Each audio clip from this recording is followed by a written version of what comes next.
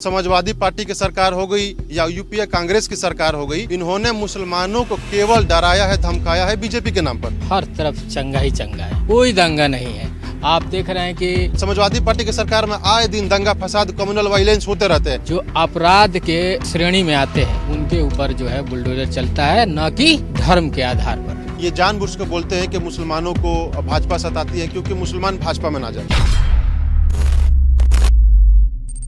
नमस्कार, आप देख रहे हैं शाइनिंग इंडिया में प्रशांत मणिभार्गव। मेरी मौजूदगी है बागी बलिया में। बागी बलिया को ऐसा माना जाता है कि उत्तर प्रदेश की राजनीति में पूर्वांचल में बागी बलिया की मुख्य भूमिका होती है। यहीं से रास्ते दिल्ली तक भी जाते हैं। वही जिला है जिसने देश को एक प्रधानमंत्री भी दिया है चंद्रशेखर जी के रूप में। यहाँ कुछ मौजूद जनता है, उनसे हम बातचीत करेंगे कि क्या लगता है बलिया में विकास की गति कितनी तेज है, कितना विकास पहुँच पाया है आम जन तक। क्या नाम होगा भाई साहब आपका? जी, मेरा नाम आदिल अंसारी पड़ेगा। मैं बहरिया 363 विधानसभा बलिया का रहने वाला हूँ।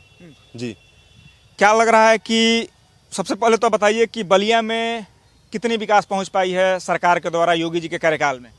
देखिए, माननीय योगी जी और माननीय मोदी जी के कार्यकाल में बलिया में विकास बहुत ज़्यादा पहुंच चुका है। और इसके पिछले जो भारतीय जनता पार्टी के जो सांसद थे वीरेंद्र सिंह मस्त, या उनके पहले भरत सिंह जो सांसद थे, वीरेंद्र सिंह मस्त ने बलिया में लगभग 45 से 50 हज़ार करोड़ का लागत से बलिया को विकास दिया। जैसे ग्रीनफील्ड एक्सप्रेसवे हो गया, या आप हर बहरिया हर विधानसभा क्षेत्र में उन्होंने एक कन्यादान करने की, शादी करने के लिए उन्होंने एक विशेष जगह बनाया जहां की लड़कियों की शादी किया जाए।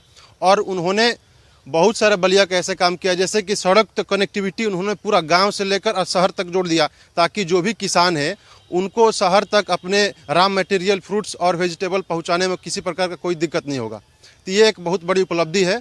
और जितना भी कहा जाए, भाजपा ने हम चूँकि एक मुस्लिम परिवार से भैया, और मुसलमानों ने जितना केंद्र सरकार हो या राज्य सरकार हो, इन दोनों की जो भी स्कीमें हैं मुसलमानों ने बढ़ चढ़ कर इस्तेमाल किया है।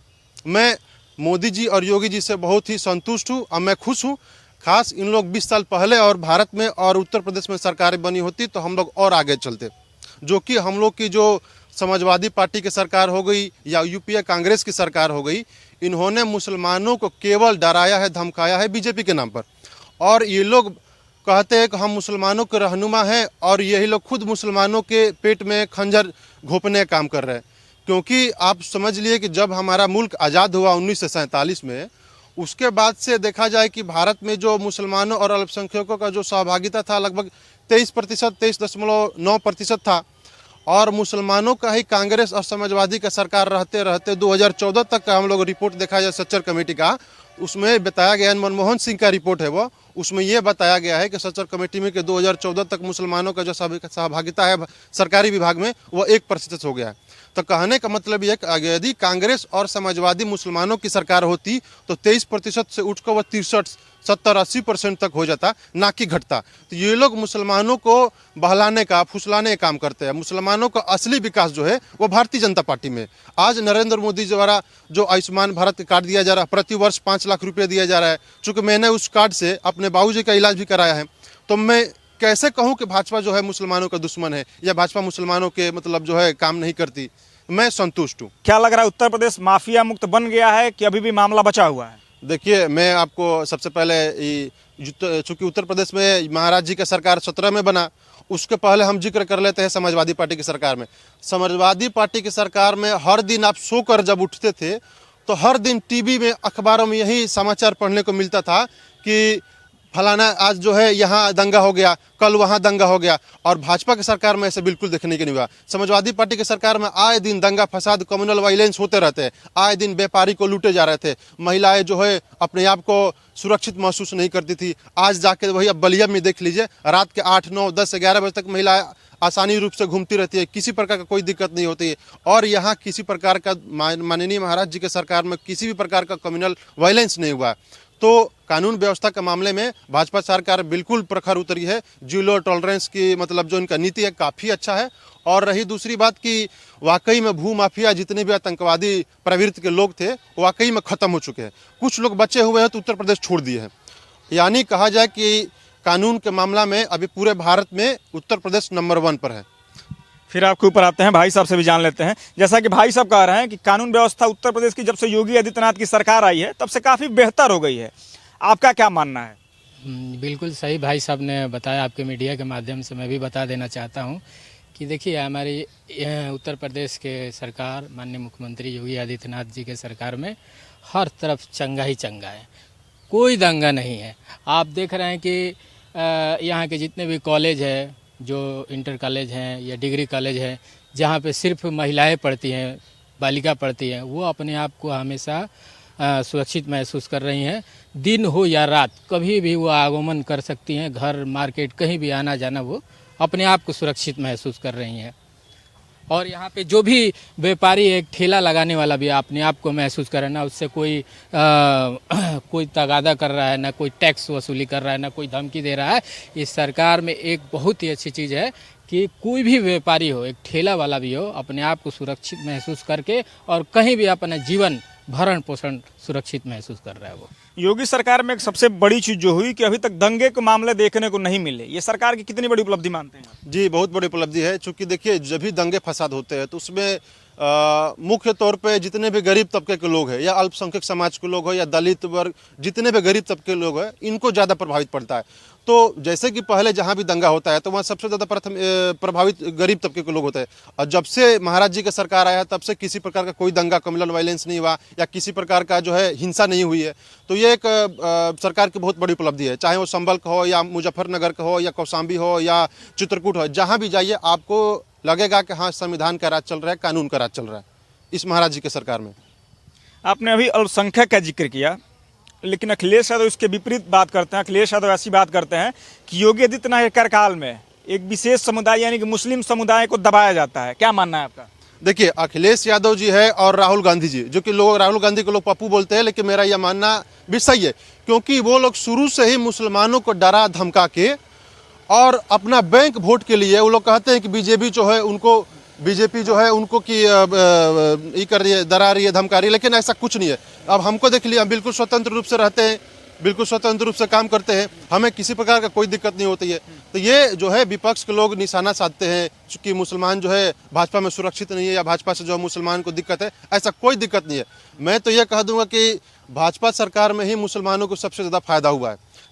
चाहे आप देख लीजिए प्रधानमंत्री आवास योजना देख लीजिए, केवल उत्तर प्रदेश में जो है 3 करोड़ लोगों को आवास मिला है, 3 करोड़ से ज़्यादा लोगों को आवास मिला है।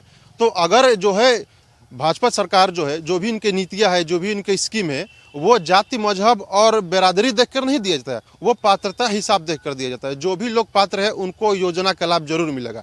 तो ये कोई कहे कि भाजपा जो है मुसलमानों का एंटी है या भाजपा मुसलमानों का दुश्मन है या भाजपा मुसलमानों का गलत साथ बिहेव करती है, तो बिल्कुल गलत है। मैं ऐसा नहीं मानता हूँ। अखिलेश यादव बार बार बुलडोजर की जो कार्रवाई होती है उसका जिक्र करते हैं कि बुलडोजर की कार्रवाई सिर्फ एक ही वर्गों पर ज़्यादा होती है, मुसलमानों पर ही ज़्यादा होती है। इनकाउंटर का भी जिक्र करते हैं कि मुसलमानों का ही इनकाउंटर होता है। उन्होंने अतीक और मुख्तार का भी जिक्र करते हैं। तो क्या कहना चाहेंगे, क्या लगता है कि सिर्फ मुसलमानों का इनकाउंटर होता है कि सभी वर्गों को समान रूप से जो दोषी है उसका इनकाउंटर होता है? देखिए, सबसे पहले इनकाउंटर तो विकास दुबे का हुआ, वो एक स्वर्ण बिरादरी से आते हैं, तो क्या उनको तो भाजपा को बचाना नहीं चाहिए? लेकिन देखिए, मेरा कहने का मतलब है कि जो गलत है उन्हीं के साथ गलत हो रहा है, जो गलत है उन्हीं के साथ गलत हो रहा है। महाराज जी ने साफ एक बात की है कि जो जिस भाषा में समझेगा हम उस भाषा में समझाएंगे। तो अगर कोई अपराधी प्रवृत्ति का व्यक्ति है, चाहे वो किसी जाति मजहब से आता हो, वह जिस भाषा में समझेगा वैसे ही समझाया जाएगा। महाराज जी का ये कहना है। और अखिलेश यादव ये कह रहे हैं कि मुसलमानों के ऊपर बुलडोजर कार्रवाई चल रही है, तो ये बिल्कुल गलत है। अभी इनकाउंटर के मामले में देखा जाए तो मुसलमानों के साथ साथ दलित का भी हो रहा है, जो सवर्ण जाति के हो, चाहे राजपूत हो या ब्राह्मण हो या शर्मा हो, सबकी हो रही है। तो ये कहना, कोई कह रहा है कि मुसलमानों की केवल ऊपर जातीय हो रही है या परेशानी हो रही है, तो बिल्कुल गलत है। मैं ऐसा बिल्कुल नहीं मानता, मैं ऐसा बिल्कुल नहीं मानता। देखिए, कार्रवाई जो है अवैध निर्माण और जो अपराध के जो श्रेणी में आते हैं उनके ऊपर जो है बुलडोजर चलता है, न कि धर्म के आधार पर। हमारी योगी जी के सरकार में जो अवैध रूप से निर्माण किए हुए हैं कोई भी व्यक्ति, चाहे वो किसी भी जाति मजहब धर्म के लोग हो या अपराध के श्रेणी में उनका मामला जाते हैं, उनके ऊपर बुलडोजर चलाया जाता है, चाहे किसी भी धर्म मजहब के लोग हो। इनका भी कहना है, यही मानना है कि जो दोषी होता है दोषी पर ही कार्रवाई होती है। बिल्कुल मैं तो पहले ही आपसे बोला कि जो दोषी है उसी के ऊपर कार्रवाई हो। और देखिए, अखिलेश यादव को जो है ये जानबूझ कर बोलते हैं कि मुसलमानों को भाजपा सताती है क्योंकि मुसलमान भाजपा में ना जाए। और मुसलमानों का अगर असली विकास देखा जाए तो भारतीय जनता पार्टी के सरकार में ही है, क्योंकि अगर समाजवादी पार्टी की सरकार रहती तो मुसलमानों को माननीय योगी जी ने और माननीय प्रधानमंत्री जी ने मदरसों को आधुनिकीकरण किया। तो आप सोच सकते हैं कि मदरसों को आधुनिकीकरण करने के पीछे का क्या उनका जो विजन होगा। वो लोग चाहते हैं कि जो मदरसे में जो बच्चे कुरान की तिलावत और उर्दू अरबी पढ़ के जो मौलाना कारी बनते हैं, तो वो लोग का देखा जाए तो देश में कंट्रीब्यूशन के मामले में बहुत कम योगदान रहता है। ऐसा देखा, वो तो बात अलग है कि जंगे आज़ादी में बहुत लोग योगदान दिए, वो अलग बात है। लेकिन अभी जो मदरसे में आप साइंस के क्षेत्र की बात कर रहे हैं कि साइंस के क्षेत्र में अभी योगदान मुसलमानों का कम है। नहीं, मेरा कहने का मतलब है कि समाजवादी पार्टी की सरकार ने मदरसों को केवल हिंदी और अरबी के लिए प्राथमिकता दिया, लेकिन वही माननीय जी की सरकार ने क्या हुआ, एक हाथ में कुरान और एक हाथ में लैपटॉप देने का काम किया। आज मदरसे के बच्चे पढ़ लिख कर इंजीनियरिंग बन रहे हैं, डॉक्टर बन रहे हैं, IIT कर रहे हैं, IAS PCS बन रहे हैं। तो ये एक उपलब्धि है और इसको मैं अपने तरफ से माननीय मुख्यमंत्री जी को बहुत बहुत धन्यवाद देना चाहता हूँ कि उन्होंने मदरसे को आधुनिकीकरण किया। जी, मदरसे का आधुनिकीकरण किया, इसको ये सराह रहे हैं कि योगी जी का ये बेहतर काम हुआ है। योगी जी का एक बयान जो काफ़ी ज़्यादा सुर्खियों में था बकरीद के अवसर पर, योगी जी ने कहा कि मुसलमानों को मस्जिदों में ही नमाज पढ़ने होंगे। कुछ मुस्लिम स्कॉलर इसका विरोध भी किए कि एक धर्म जाति के लोगों को ही टारगेट कर रहे हैं, हिंदुओं के ऊपर नहीं कर रहे हैं। इस पर क्या कहना चाहेंगे? क्या लग रहा है कि टारगेट कर रहे हैं योगी जी? देखिए, योगी जी जो भी बात कह रहे हैं वो बिल्कुल स्पष्ट और 100% सही बोलते हैं, क्योंकि कुरान शरीफ में यह साफ साफ लिखा है कि नमाज उसी जगह पढ़िए जहां सैनिटेशन सिस्टम, जो साफ सफाई हो, बिल्कुल स्वच्छ हो, जहां किसी प्रकार का कोई अवरोध बाधा ना डले। अगर मान लीजिए मैं रोड पर नमाज पढ़ूंगा तो नमाज पढ़ने में आधा घंटा लग जाएगा, ईद हो या बकरीद हो, कि नमाज केवल 10 मिनट का नहीं होता, ईद बकरीद में तकरीर भी होता है जो आधा घंटा का मान के। अब आधा घंटे में किसी को एम्बुलेंस हो या किसी व्यक्ति को ऑफिस जाना हो या कहीं भी जाना हो तो दिक्कत परेशानी होगी।